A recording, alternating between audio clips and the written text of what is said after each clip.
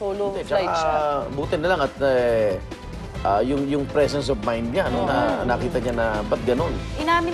Inamin nung suspect na talagang tinangka niyang stand gun eh. Pero hindi niya binigay yung rason kung bakit niya tinatangkang kidnapin o kung ano man. Hindi, kaya minsan, di ba, kunyari yung mga fan ng mga artista, minsan akala mo suplada yung mga artista, pero kasi iniisip din nila yung seguridad nila eh. Baka ito magdagdag ng seguridad na ang lahat. Pasensyahan tayo dahil, di ba, kaysa naman ganyan na malalagay sa pangarap po yung mga mahal sa buhay ng ating mga artista. Right. Diba, magulang, kapatid, at baka mismo artista pa. Ang dali nilapitan lang. At sa lupa ng compound.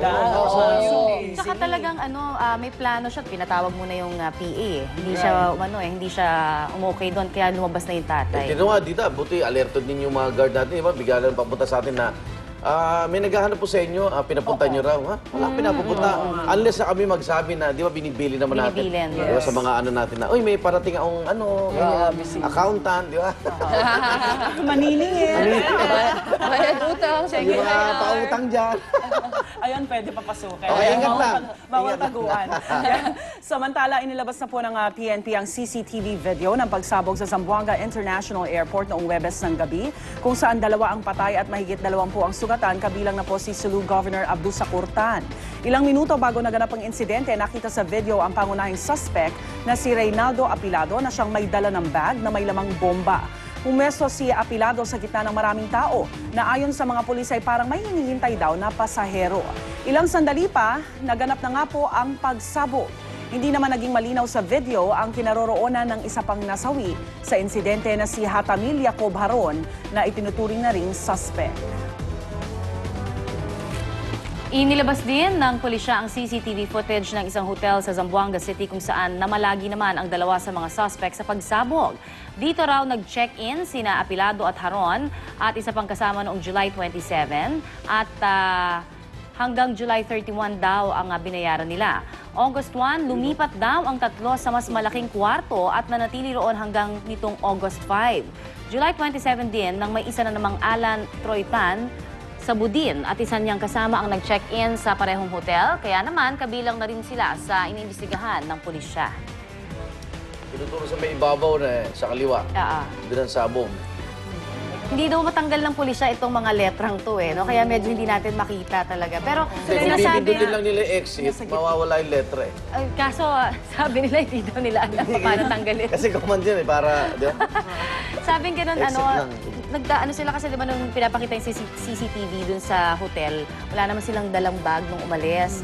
Nagkaroon na lang nung nakita na sa airport. So, inahanap nila kung saan ba nagkaroon ng pick up. So, usually sa airport, may van, may mga, di ba, rented van yan. Ang dami na sa mga probinsya yan. Yung bag, hindi mo naman check, halos may dalang bag. Oo, kasakasabuan. Tsaka sinasabi ng pulis na parang hindi rin alam nitong mga sinasabing suspect na may bomba. Parang pinakapakidala lang sa kanila. Pinakapakidala. Pero nasisilip ng anggulo dito sa politika. Yes, politika. Itong kalaban ni Governor. Pero kung di nila alam yung laman ng bag, di biktima rin sila. Tama. Actually, di ba lagi tinatanong yan sa, kunwari sa although hindi sila nakapasok sa airport pa, di ba parang meron bang nagpadala sa'yo, nagpakilagay sa'yo. Yun, check na. Kaya safer na wag na lang. Wag na lang. At sa mga nagbibenta naman dyan ng cellphone load, Yaya Connie, ito. Ingat po sa mga mapanamantalang nagpapangarap na magpapaload. Panoorin nyo ang kuwang ito ng CCTV camera sa Cubao, Quezon City kung saan isang lalaki ang nagpa-load ng cellphone credit. Inabot sa kanya ang cellphone na pang-load ng tindera para siya mismo ang mag-type ng kanyang cellphone number doon.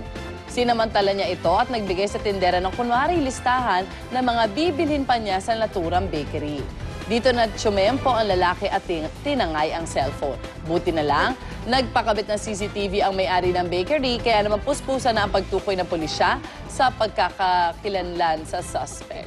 So, kunyari nagpa-load tapos kinuha na yung cellphone. Very Dapat yung cellphone, yung ordinary na lang, no? Pag ganyan mga tindahan. Oh, usually mga mura lang naman yung mga Okay, yan ilista mo na lang yung tinda. Hindi, sabi niya nga siya na lang. Pero ang galing ng Isa pagkano nahihiya niya, kapag walk away lang siya. hingin pa yung number. Bataga dyan lang, Pasa kapitbahay na load, siguro. kaya siya na magpapasa ng loads. Oh, minsan kasi, ano mo, ano ba Bibigay mo number na. mo? 09, sige, ikaw na nga maglagay, ikaw na mag-punch. Baka Ganun meron pa nila. ibang bumibili kasi. Ayun, ibinigyan Pero niya daw basta siya nung nakatabi. listahan. E din, Madam, tumalikod na busy ngayon si ate. Kaya tuloy, alam mo, nakakalungkot eh, no? Ang dami na tuloy ngayong hindi makapagtiwala dahil sa may marami rin nang luloko. Oo, usually, yung kunyari, magpapakuha kayo sa mga public place. Ako kuha, may magpipresenta, di ba? Ako, ingat kayo doon dahil baka ang ngiti lahat kayo, bilang tumakbo na lang yung camera. Mahirap magtiwala. Pero ng CCTV ngayon, para kahit paano mahiya naman yung iba, di ba? Oo. Sana Bago sila mahuli. gumawa ng kung ano-ano. Galing na CCTV. At muli na naman nagluluksa po ang mundo ng showbiz matapos ng pumanaw ang veteranong aktor na si Charlie Davao dahil sa colon cancer. Kahapon ng umaga, binawian ng buhay si Davao habang nasa Philippine General Hospital. Nakausap ng GMA News Hospital ang manugang ng batikang aktor na si Jackie Lou Blanco, asawa po ng anak na si Ricky. Kwento niya, maayos ang manlalagay ng buo nilang pamilya. Payapa raw ang kalooban ni Davao bago pumanaw. Unang sumikat si Charlie Davao noong 1959 sa pelikula ng Sampaguita Pictures na Isinumpa. At huling lumabas si Charlie sa mga GMA drama na Rosalinda, Totoy Bato, Ngayon at Kailanman, at Gumapang Ka sa Lusak. Nakikiramay po kami. At tuloy-tuloy po ang pagdalaw ng mga nakikiramay sa mga inulila ng veterano aktor na si Charlie Davao na ngayon nakaburol sa Heritage Park sa Taguig. Yan po ang maagang binantayan ni Dante Perelio. Dante? Yes, Lynn, nakalagak nga ngayon ang mga labi ni Charlie Davao o mas kilala bilang Carlos Davao sa tunay na buhay dito sa Heritage Park sa Taguig. Pasado alas 11 ng umaga kahapon nang pumanaw ang sikat at veteranong aktor sa edad na 75 sa Philippine General Hospital dahil sa multiple organ failure dulot ng sakit na colon cancer. Noong Disyembre lang ng nakaraang taon na diskubre ang kanyang sakit na cancer. Naulila niya ang kanyang may bahay at 4 na anak. Lin, bukas ng hapon, planong ilibing dito rin mismo sa Heritage Park ang aktor. Pero ayon sa kanyang anak na si Ricky Davao, maaari pa rin daw itong mabago ayon na rin sa mapagkakasunduan ng buong pamilya.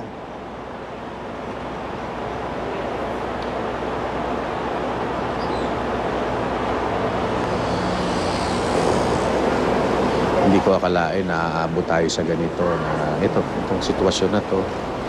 Magpe-prepare kami.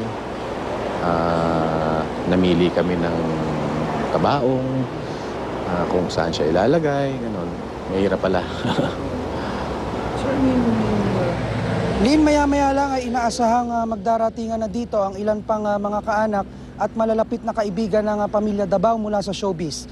Yan ang unang balita mula rito sa Taguig. Balik sa iyo, Lin.